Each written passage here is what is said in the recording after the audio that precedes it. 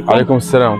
معك احمد من مؤسسه الخير تراست. اهلا وسهلا. حياكم الله. ايش بتعمل في المكان هذا اخي والله الكريم؟ زي ما انت شايف يا حبيب، احنا قاعدين في دارنا فيش فيها لا مكان ولا شيء زي ما انت شايف، ومشتتين ومش عارفين والله.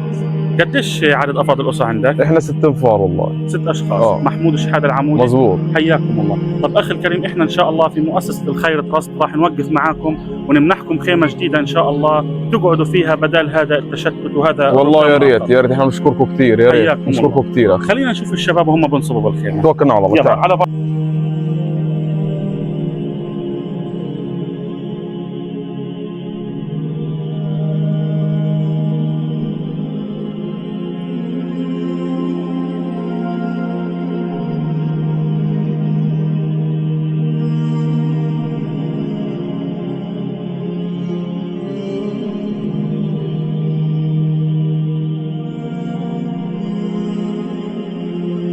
طيب اخي الكريم محمود شحاده العمودي، شعورك بعد استلام هذه الخيمه الجديده من مؤسسه الخير تراست؟